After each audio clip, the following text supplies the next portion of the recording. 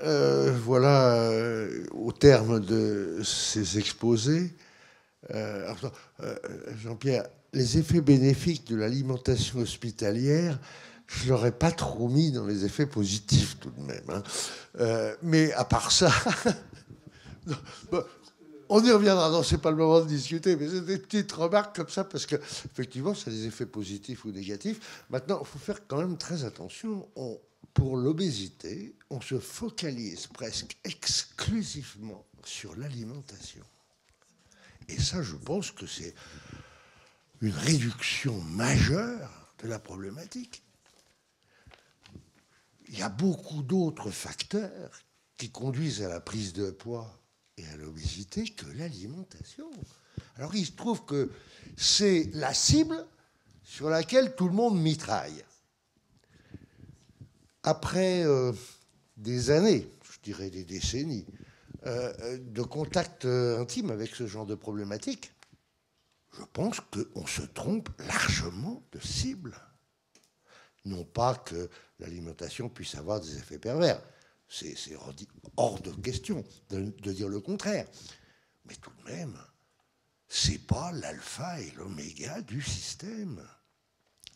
Et la normatisation, ça aboutit à tout ce que Jean-Pierre Poulain nous a brillamment montré, et que je suis sûr que dans l'assistance, un certain nombre de gens pensent la même chose, mais que c'est très bien de le redire. Donc nous avons fait un tour complet et envisagé la complexité extrême du problème.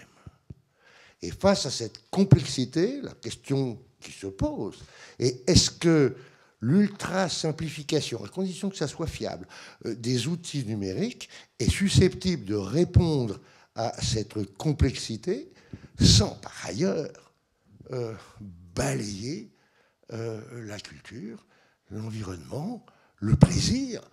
Bon, je veux bien que ma gélule faite artificiellement comme ça, là, bon, d'abord, encore faudrait-il évaluer l'efficacité de ces procédures. Pour l'instant, c'est le calme plat. Il n'y a aucune espèce d'évaluation sur les effets, même à court terme, de ce type de procédure. Même les serious games, par exemple, sont encore très très mal évalués dans leurs effets. Bon, alors voilà. Je ne vais pas discuter tout seul, hein.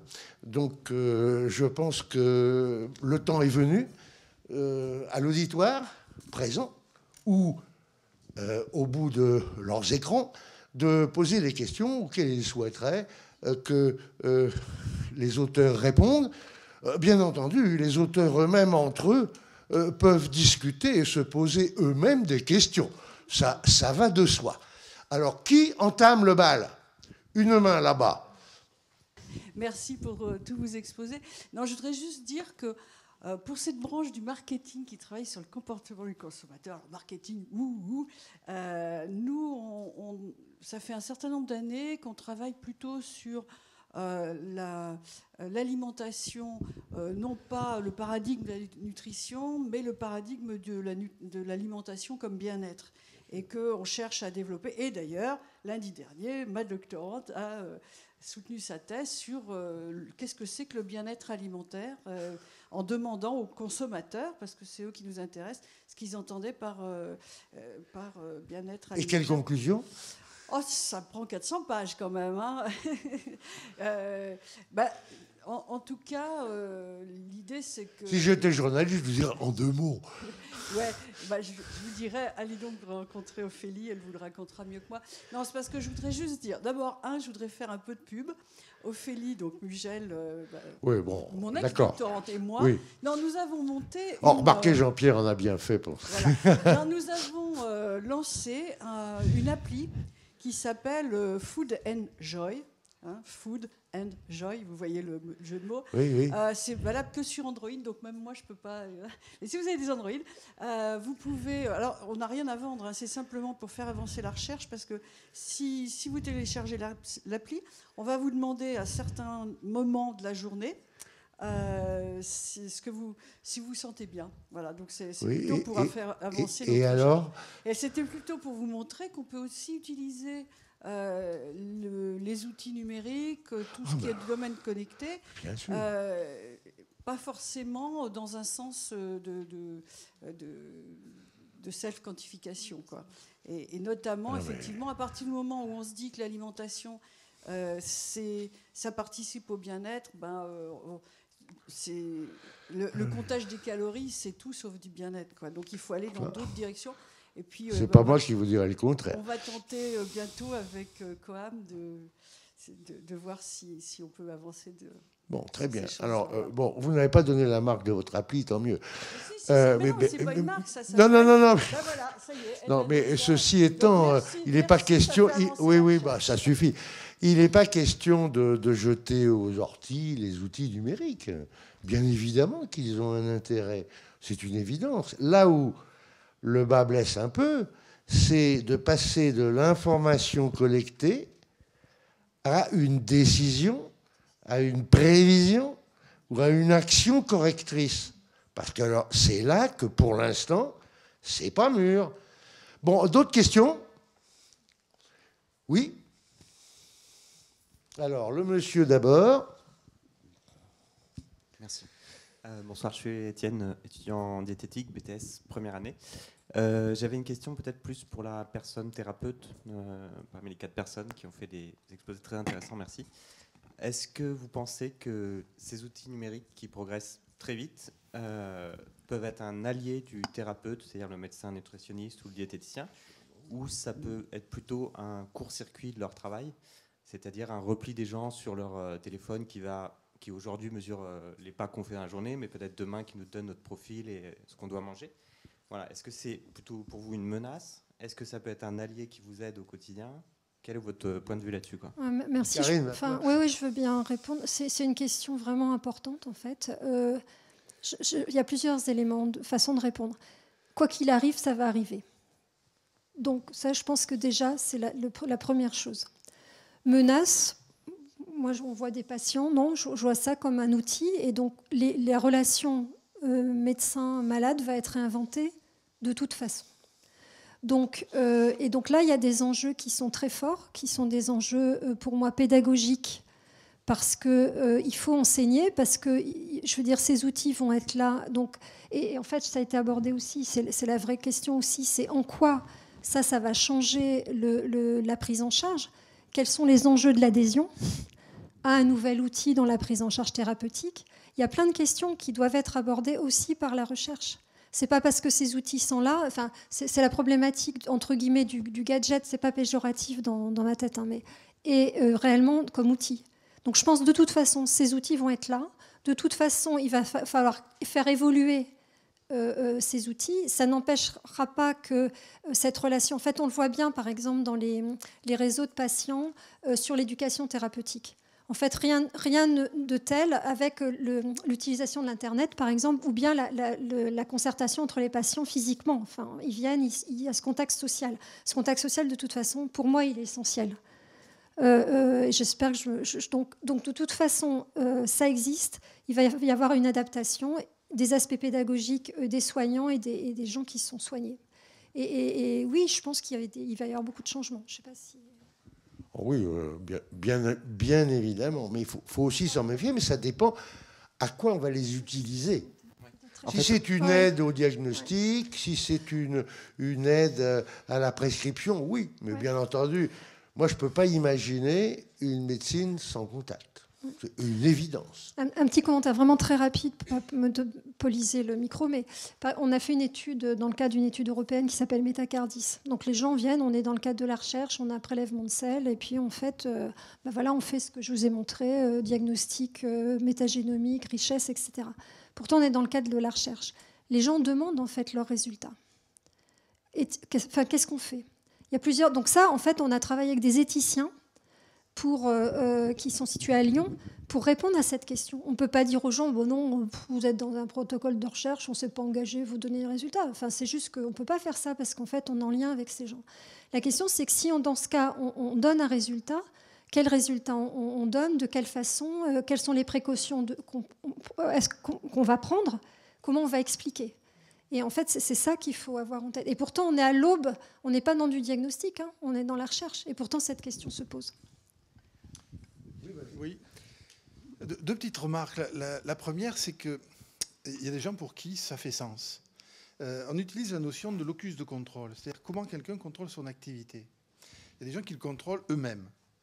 Et il y a des gens qui ont besoin d'autres personnes pour contrôler. Alors l'épouse dit, t'as pris tes médicaments? Ah putain, merde, oui, j'ai oublié. Et là, on parle de locus de contrôle externe. Et les locus de contrôle externe, ils peuvent être familiaux ou ils peuvent être professionnels.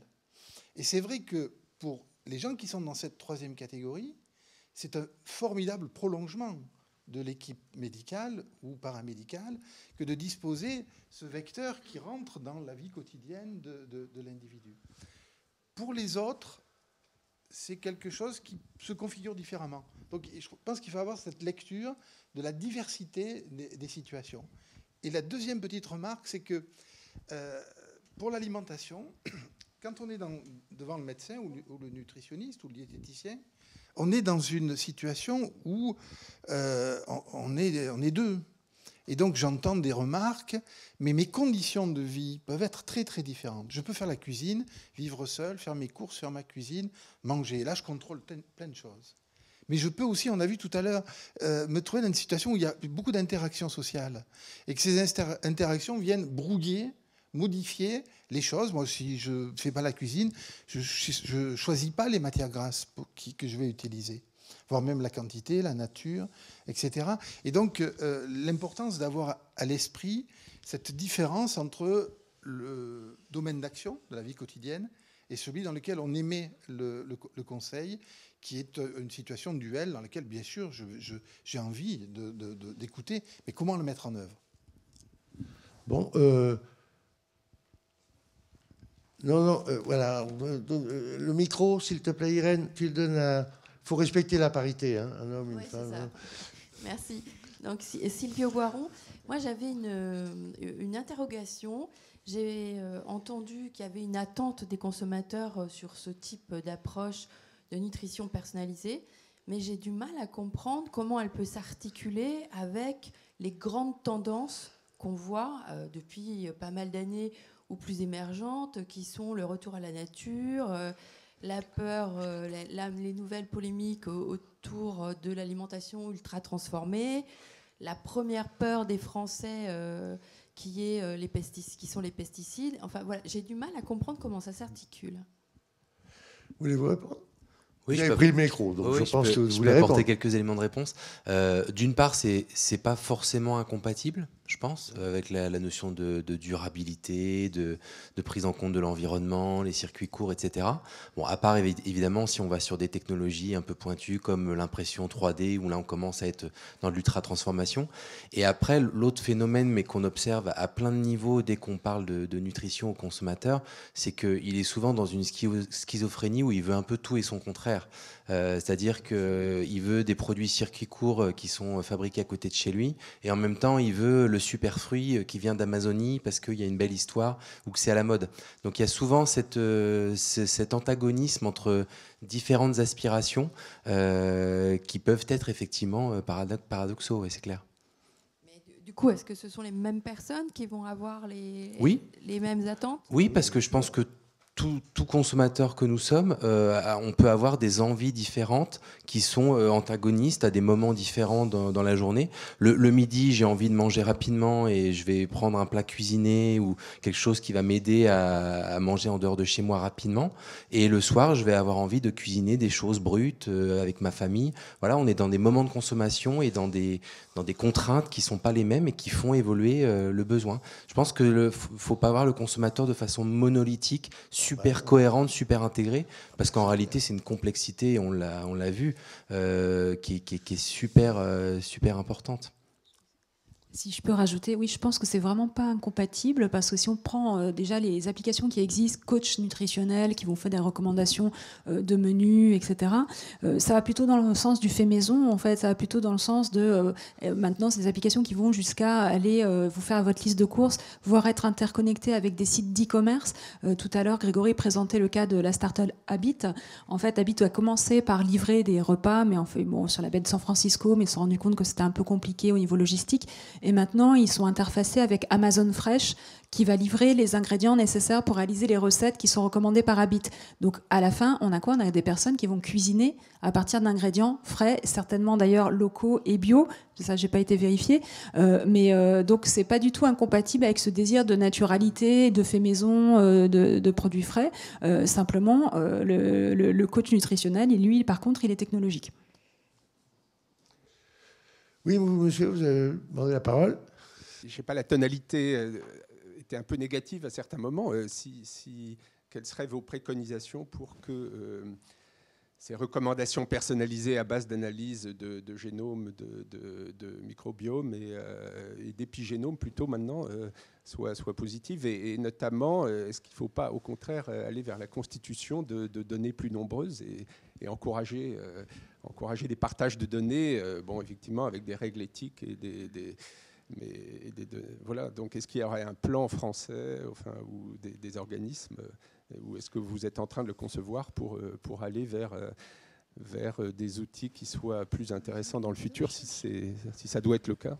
Qui veut répondre? Toi, Karine? Oui, enfin, je peux répondre sur ce qui se passe au niveau européen. Donc, il y a plusieurs aspects. Donc, on a évoqué la difficulté du recueil et en fait, il y a des enjeux de recueil sur l'aspect environnemental. Donc, il y a des travaux, par exemple, de consortiums européens sur finalement quel minimal set de données il faudrait collecter pour évaluer les données alimentaires, les données sur l'activité physique, etc. Et puis associer aux aspects génomiques. Donc ça c'est un aspect.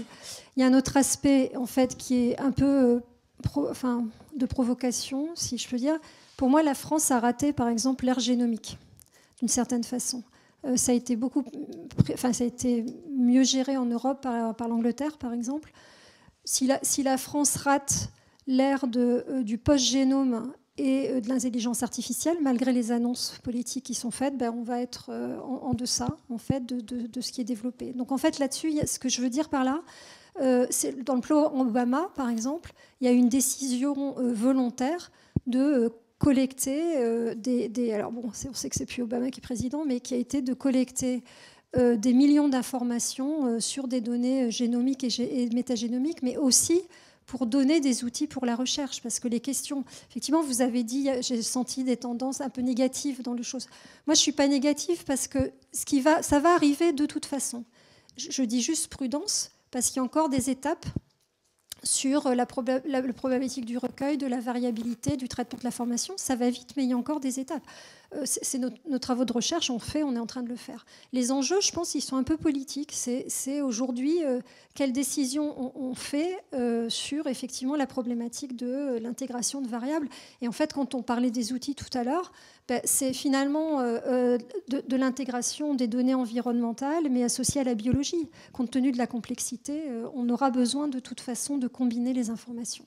Je ne sais pas si je réponds à votre question, mais... En France, on n'a pas l'équivalent de la biobanque britannique. Non, il y a des tests... on peut espérer des tests plus puissants. Et on peut espérer une évolution. Donc, les outils, parfois, reposent sur des paradigmes qui sont en cours de dépassement ou de développement, ce qui fait qu'il y a des résultats un peu décevants. Les tests nutrigénétiques aujourd'hui ressemblent assez à l'astrologie quand même. Voilà, donc j'espère que je ne provoque pas les spécialistes. Non, pas du tout. Non. Mais aujourd'hui, il faut être aussi proche des questions de terrain, je pense. Finalement, on peut faire des plans sur l'intelligence artificielle, on sait très bien, mais la question, c'est quels sont les besoins de terrain et en fait, comment on peut répondre. Et quand on parle de la relation de soins, comment cette relation va évoluer. Et donc ça, on peut y répondre pour aller vers votre question, on peut y répondre de façon scientifique. C'est finalement quelles sont les questions posées, comment les aborder, et si on y répond de façon scientifique, faut mettre les moyens pour y répondre. Ça veut dire large cohorte, collection, harmonisation des procédures au niveau international, etc. C'est ce qui est un peu fait dans le domaine du métagénome. Il y a toute une réflexion sur, aux États-Unis, en Europe, comment on harmonise la collection, quelles sont les bonnes procédures dans la chaîne pour aller vers peut-être demain le diagnostic. Oui, je voudrais ajouter que ce qui a pu vous paraître négatif ne concerne pas le principe, mais concerne la maturité actuelle de l'usage de ces outils. Ce n'est pas du tout la même chose. Vous voyez ce que je veux dire? À l'heure actuelle, c'est mon avis personnel, je pense qu'il est relativement partagé par les orateurs qu'on a conviés, c'est pas mûr. Et on en fait probablement une promotion exagérée par rapport à ce qu'ils peuvent apporter, et notamment en termes de bénéfices santé. Il n'y a aucune espèce d'évaluation. Et quand on vous montre que pour le folate, on est aussi efficace dans son conseil avec la personne qu'en utilisant tous ces outils, on se dit, mais alors, à quoi ça sert de payer, même ne serait-ce que 50 € pour avoir cette affaire-là? Donc, tant qu'on n'a pas évalué scientifiquement, et tant qu'on n'a pas scientifiquement déterminé les instruments ou les datas qu'on doit mettre dans l'algorithme ou ailleurs, on est quand même, Karine a dit, on va plus vite que la musique, quoi. C'est ça le scepticisme qui, moi, m'anime. Autre question. Alors, nos orateurs, au bout de leurs ordinateurs, sont muets. Mais c'est pas comme ça d'habitude, hein. Il faudrait qu'ils se réveillent, à moins qu'on les ait ennuyés profondément. Mais je pense qu'il y a quand même des questions passionnantes qui se posent là-dessous. J'ai vu un bras se lever là-bas. C'est pas pour de la publicité, hein, ce coup-là. Non, allez-y. Bonjour, Nazila Sénéipour. Pardon. Voilà, on est dans un contexte de plus en plus anxiogène des consommateurs à qui on dit ce qu'il faut manger, ce qu'il ne faut pas manger, les applications qui se développent sur ce qui est bon, pas bon, nocif ou pas. Bientôt, ils vont pouvoir connaître leurs facteurs de risque d'avoir le diabète, Alzheimer ou je ne sais pas quelle autre maladie qu'on pourrait potentiellement prévenir par l'activité physique, l'alimentation. Est-ce qu'on mesure un peu l'anxiété chronique que ça peut générer et les effets potentiellement néfastes que ça peut avoir finalement sur la santé de l'autre côté? Est-ce que c'est quelque chose qui est en voie d'exploration? Je vous remercie, parce que c'est une excellente question, car effectivement, ça se pose. Vous savez, si on vous dit que vous avez des gènes de prédisposition au diabète, si vous avez quelqu'un dans votre famille qui est diabétique, le niveau de prédiction est largement plus important ou plus facile à acquérir. Bon, qui veut répondre à ce domaine-là, sur l'anxiété, sur peut-être vous?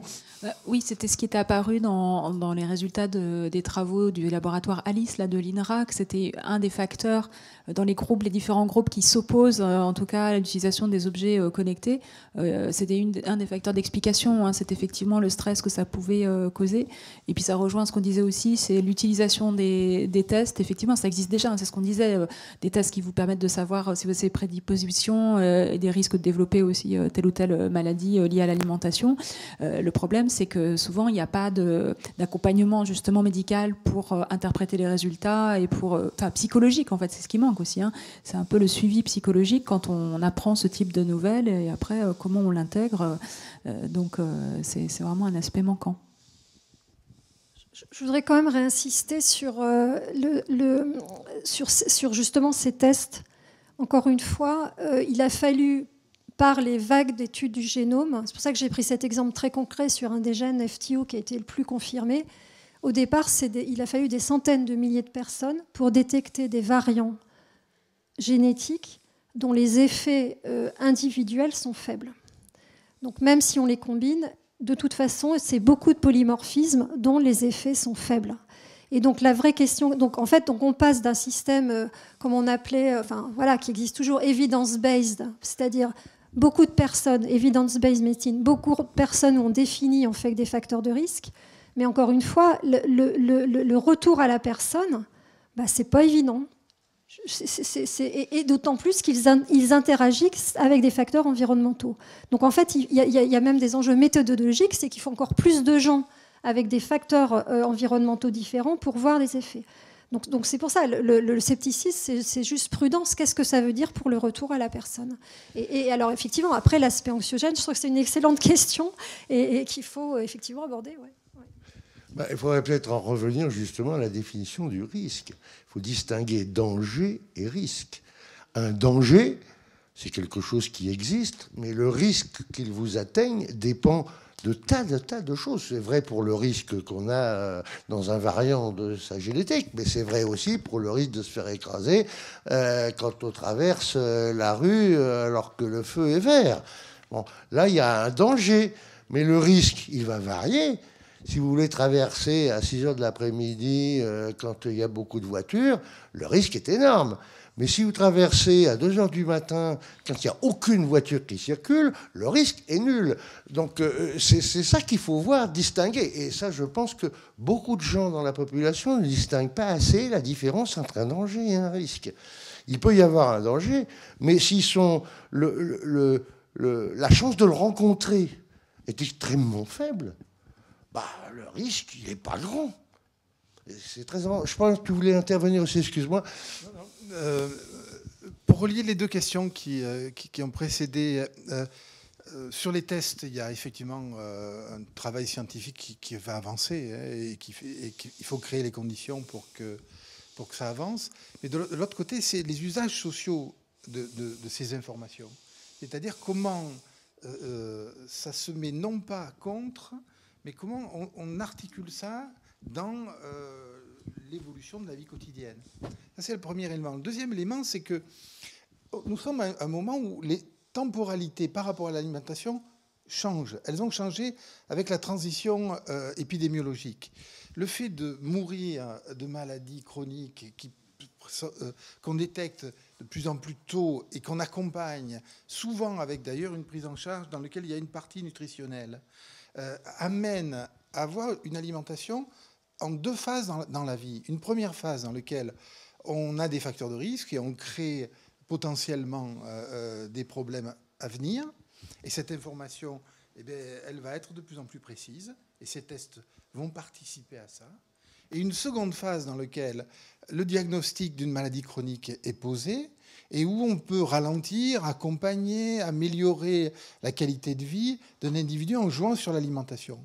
Donc l'alimentation a basculé avec la transition épidémiologique dans le temps long et il faut en prendre acte. Et donc elle change le rapport à l'anxiété. Mais avec l'épigénétique, ça nous fout encore un coup encore plus important, puisqu'on va avoir de l'influence. Ce que nous mangeons a de l'influence sur nos gamins. Waouh! Et là, on se trouve avec une temporalité et des facteurs anxiogènes encore plus importants. Et c'est effectivement un des enjeux dans les rapports entre science et société, de chercher cette articulation entre l'avancée des connaissances et la façon de les assumer, de les gérer. Mais ça peut être aussi intéressant de connaître ces facteurs de risque. C'est pas que négatif. Pas d'autres questions pour l'instant ?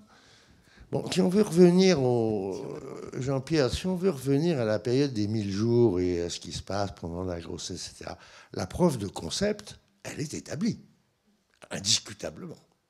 Mais chez l'homme, les conséquences de tel ou tel type de comportement pendant la grossesse ou avant ne sont pas totalement établies.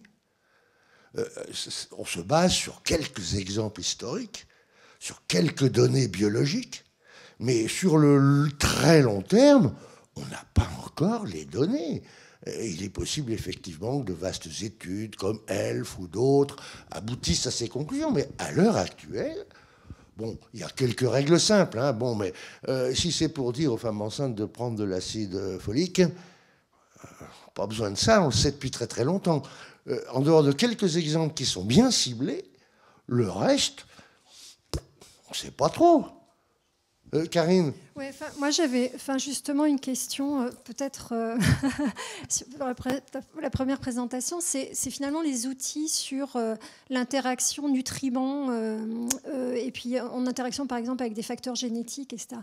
On sait que ça a tellement évolué aujourd'hui, c'est que quand on regarde l'historique de l'alimentation, on est passé d'une période où finalement, effectivement, en cas d'une carence bien identifiée, unique, cause-conséquence, il y a une carence identifiée, on remplace, etc. Puis après, il y a eu l'ère des nutriments. Alors, on ne va pas revenir sur les batailles entre les acides gras et les hydrates de carbone. C'est pas, voilà. Et puis maintenant, on est passé à la problématique en disant maintenant, il faut arrêter que les nutriments, c'est l'aliment. Donc, en fait, j'ai été surprise sur cet outil, sur regarder interaction nutriments dans les outils. Parce qu'en fait, finalement, on sait qu'il faut dépasser cette problématique du nutriment et aller vers, effectivement, des profils comportementaux. Donc, je ne sais pas, j'avais envie d'avoir le commentaire. Alors c'est vrai que la tendance c'est de plus en plus d'avoir une vision un peu plus macro et plus sur le nutriment, enfin plus sur l'aliment justement que le nutriment. Après c'est vrai que les technologies de collecte de données qu'on a vues là, elles sont très très micro, voire nano, puisqu'on descend à l'échelle génétique, etc. Donc c'est un peu paradoxal, ça je suis bien d'accord. Après c'est peut-être qu'il manque une brique dans le dispositif, c'est que peut-être qu'il faut aller chercher de la donnée de façon très très fine parce qu'on a les moyens de le faire et que ça permet d'être très très individuel, mais à un moment donné, il faut rajouter une brique de synthèse par rapport à tout ça pour délivrer un conseil qui, lui, va être macro, qui, lui, va être sur l'aliment. Ce que font certains, d'ailleurs, quand je citais l'application Day2, qui fait une analyse de microbiote et qui, après, renvoie sur des conseils alimentaires, eux, ils descendent pas sur un détail de souches bactériennes, etc. Donc, c'est peut-être ça qui va se dessiner dans les années à venir. Ouais, c'est peut-être superficiel, quand même, leur analyse. Pour l'instant, peut-être aussi. C'est-à-dire qu'ils surfent sur une vague en se disant on est des experts de l'analyse du microbiote, etc. Donc c'est un peu le côté surpromesse de certaines technos qui sont mises en avant. Et aujourd'hui, ce qu'ils délivrent est peut-être un peu léger encore. Bien sûr. C'est un peu ce qu'on voulait dire. Hein. Mais de toute façon, quand on en arrive à parler de l'aliment et non pas de la collection de nutriments qu'il compose, alors là, mais on ne dispose pas d'une base de données permettant de les classer. Tout ça, c'est à la base de l'espèce d'arnaque que nous offre la classification Nova, qui est un espèce de patchwork hétéroclite qui ne permet pas de façon satisfaisante de classer les aliments. Même si on peut imaginer qu'un certain nombre d'aliments d'origine ultra transformée ont peut-être été un peu trop transformés, ça c'est possible, mais on n'est pas capable, à l'aide de cette classification particulièrement imprécise, de catégoriser les aliments. Et d'ailleurs, c'est ce qui anime le Fonds français Alimentation et Santé, dans la mesure où il cherche à promouvoir, à travers le projet Numalim, la caractérisation depuis la culture, le mode de culture de l'aliment, jusqu'à la façon dont il est vendu, c'est-à-dire de l'ensemble de la chaîne alimentaire, concourant à une espèce de carte d'identité des aliments qui permettrait à la fois d'avoir un outil de recherche fantastique pour l'épidémiologie nutritionnelle, bien plus performant que ce que l'on a maintenant, et qui, en plus, permettrait, à ce moment-là seulement, d'en sortir des recommandations un peu sensées et logiques. Voilà. Donc ça, c'est... Si le concept qui consiste à dire que l'aliment ne se réduit pas à la somme de ses nutriments, je crois qu'on est bien d'accord avec ça. Et c'était déjà dit il y a fort longtemps. André Molière le disait. Hein, je suis désolé, nous avons repris ça. Maintenant, comment aller au-delà, même si c'est souhaitable, force est de reconnaître que les instruments pour y aller nous manquent. Parce qu'il n'y a pas eu assez de recherche dans ces domaines. Et qu'il faudrait affiner les processus, en intégrant non seulement toute la formulation des aliments, qu'ils soient industriels ou domestiques d'ailleurs, des aliments, hein, qu'ils soient domestiques, artisanaux, industriels, ce sont des processus de transformation, ce sont des processus de formulation, dont les effets biologiques ne sont pas connus ou mal, dont les conséquences santé sont pratiquement inexistantes ou incohérentes, et dont il faudrait rajouter les modes de culture, les aspects économiques, etc. Et je me demande si là, Il n'y a pas comme une espèce de concept religieux ou comme, je ne sais pas si tu pourrais commenter, parce que finalement, on est en train de nous édicter des normes, des règles qui vont changer la culture, comme tu l'as dit. Mais est-ce qu'elles ne sont pas aussi prégnantes que certaines règles religieuses dans le temps, qui sont d'ailleurs de moins en moins respectées? Bon, d'autres questions? Oui? Magali, je crois, non? Je pense, hein. Magali Bocquet, Alliance 7. Je crois que ça ne fonctionne pas. Il n'est pas allumé ton micro, ou je sais pas, ou quoi, ou tu parles pas assez fort?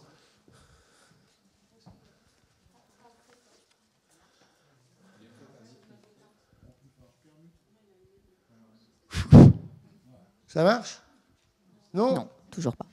Bon, bah... Merci. Donc Magali Bocquet, Alliance 7. Je voulais revenir sur des aspects plus économiques. Tout à l'heure, on a vu, je ne sais plus avec quel intervenant, les impacts que les outils connectés pourraient avoir avec les assurances et notamment la relation avec la prime assurance qui pourrait être dégressive en fonction de la capacité de la personne à se prendre en charge et à faire des efforts pour éviter tout risque de maladie. Mais moi, je vois un autre travers aussi sur ces outils un peu plus de connaissance des maladies ou des prédictions de maladies de la personne qui se dirait, bon, maintenant, je sais que j'ai un risque de diabète, je sais que j'ai un risque de cancer, et du coup, je demande à l'assurance maladie forcément les examens nécessaires pour éviter ou en tout cas pour mieux encadrer ce risque. Alors je pense, voilà, je voulais juste jeter cet élément dans le débat. Je ne pense pas que quelqu'un ait de réponse, mais effectivement ça me projette dans ce domaine-là. Et tout à l'heure on parlait d'un accompagnement médical et je pense qu'effectivement c'est nécessaire parce que savoir qu'on a un risque et de ne pas être accompagné, ça peut déjà emmener une certaine angoisse, mais aussi peut-être somatiser ce risque et du coup le déclencher ou en tout cas y aller plus rapidement. Donc il y a beaucoup de choses qui se passent autour de cette connaissance de ces risques santé qui me semblent très importantes peut-être à éclaircir avant de donner accès à tout le monde à ces outils.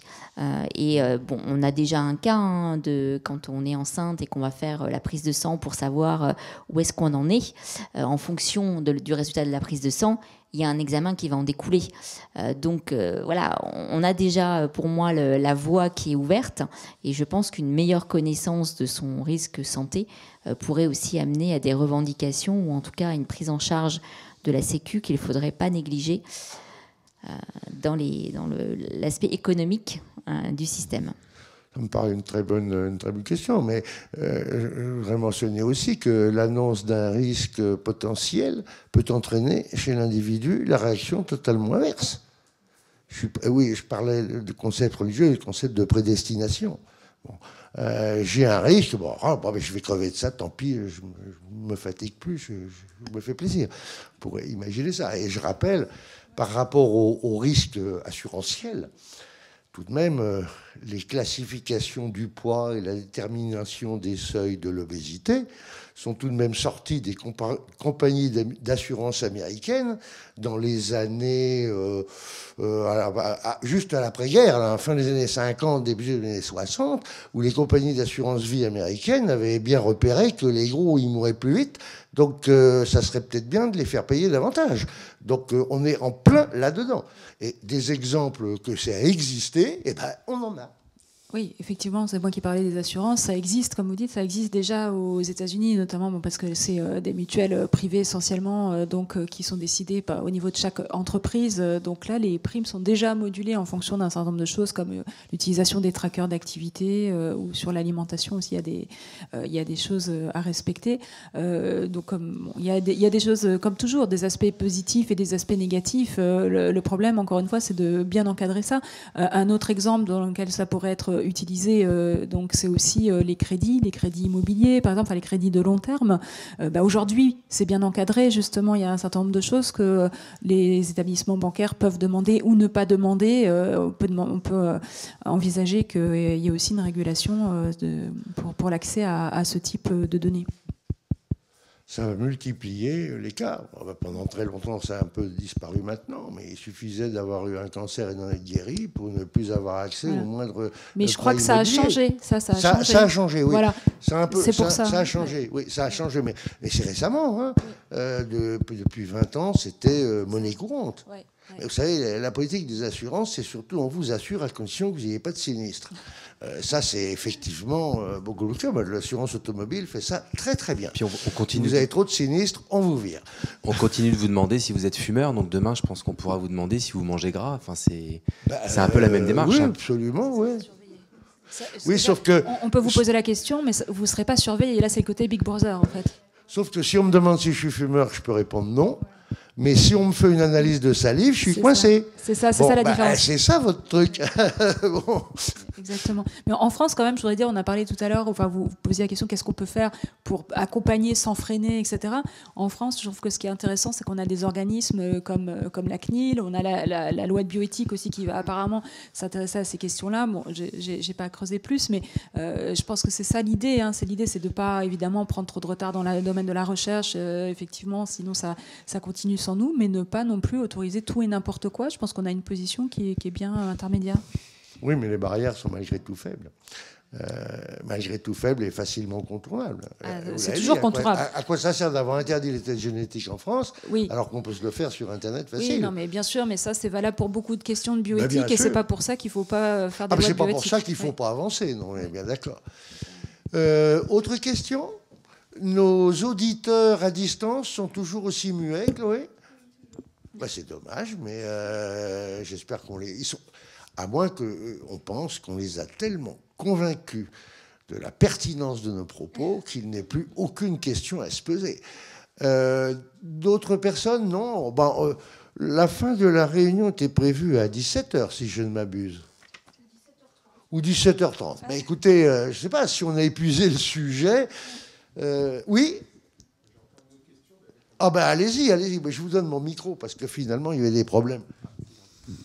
Oui, Denis, vous n'avez pas réfléchi aussi à la donnée de ressenti individuel de bien-être alimentaire et dans la manière aussi à cette donnée pourrait contribuer à des analyses? Parce que finalement, si c'est tellement difficile de piloter la personnalisation de sa nutrition en utilisant des données génomiques ou d'autres noms, il y a aussi le retour du ressenti et le fait que les gens tiennent plus compte de leurs sensations subtiles. Et éventuellement, d'ailleurs, l'alimentation peut accroître leurs sensations subtiles. Et je me demande s'il n'y a pas un créneau d'avenir aussi dans le fait de... Mais le problème, c'est que ces sensations subtiles sont difficiles à quantifier et analyser, mais bon, avec de la... Enfin, j'allais dire du traitement de texte, il y a des termes plus techniques, mais on peut analyser des textes, avec il y a des termes numériques là-dessus, donc à partir aussi peut-être de choses qui sont sur les réseaux sociaux, donc il y a d'autres peut-être aspects de sources de données là. Oui, alors il y a un travail dont j'ai la connaissance sur la sensation effectivement de bien-être. Alors c'est pas alimentaire, c'est plus large, c'est santé, et par exemple le microbiote. Et il y a des relations avec ce que j'ai montré tout à l'heure sur la richesse du microbiote. Donc ça, c'est des données qui montrent effectivement ces aspects plutôt de perception cognitive, de bien-être par rapport à la richesse et la diversité du microbiote. Mais en fait, dans ce cas-là, finalement, c'est un marqueur, c'est une sorte d'intégrateur en fait de l'information. Donc voilà. Après, est-ce que c'est intégré de façon effectivement systématiquement dans les études? Ma connaissance, non. Il y avait un projet européen qui portait exactement là-dessus, sur le bien-être, wellness, en fait, dans les populations. On y a fait partie, mais on ne l'a pas eu. On peut postuler que telles relations sont plausibles, puisque de toute façon, il y a une communication entre le cerveau et l'intestin. Donc, c'est évident qu'il n'y a pas de raison que ça ne passe pas par là. Maintenant, après, quelles sont les modifications du microbiote qui pourraient influencer qui, et à quel endroit, et dans quelles circonstances? De l'environnement, par exemple, de la famille, d'un deuil, d'une dépression. Mais après tout, microbiote, dépression, pourquoi pas? Microbiote, autisme, pourquoi pas? Il y a des circuits qui existent. Maintenant, il faut affiner quand même un peu la nature des relations. Et une fois qu'on a affiné la nature des relations, ce qu'on appelle la physiopathologie, eh bien, tenter d'agir, si on peut. Parce que c'est dans ces systèmes complexes, vous savez, si on agit là, on provoque une perturbation là. Et on n'est pas sûr que d'avoir agi là, ça soit mieux que d'avoir entraîné une modification ailleurs qui est peut-être pire. Donc on est vraiment dans un océan d'incertitudes. Et moi j'admire ceux qui vous balancent des certitudes comme si c'était une vérité établie. Et on rejoint le religieux. Oui, vas-y. Oui, peut-être juste une remarque pour éviter d'être dans un discours de classe moyenne éduquée. Bien sûr. Hein, c'est-à-dire que ces outils sont formidablement intéressants, mais leur diffusion, elle touche quand même un groupe pas tout à fait dominant dans la société. Je veux dire, même si la diffusion, de toute évidence, s'opérera. Mais je pense qu'on a le même problème avec le discours nutritionnel santé publique, c'est de faire attention que on ne considère pas comme allant de soi l'usage de ces outils, l'intérêt pour la nutrition et la santé, l'intérêt pour le long terme. Ce sont des choses qui sont dans la société différentes selon les groupes sociaux. Bien sûr, bien sûr. Oui, pas d'autres ? Plus de commentaires additionnels de la part de nos orateurs? Non, ils ont tout dit. Ils ont dit tout ce qu'ils avaient sur le cœur. Moi aussi, je pense d'ailleurs. Donc, puisqu'on a fini un peu en avance, je pensais que ça susciterait un petit peu plus de débat, mais non. Eh bien, tant pis, c'est qu'on a fait un point qui doit apparaître à ceux qui nous écoutent relativement satisfaisant. Dans ces conditions, une fois de plus, je vous remercie d'être venus. J'espère qu'on vous a intéressé. J'espère que vous n'avez pas quitté votre ordinateur au bout de 5 minutes en trouvant que cette réunion n'était pas bonne et que finalement, on a un peu contribué à éclairer une problématique extrêmement complexe qui n'est certainement loin d'être finie et qui va avoir forcément de très nombreux développements pour ceux qui s'en réjouissent comme pour ceux qui en ont un peu peur. Merci beaucoup.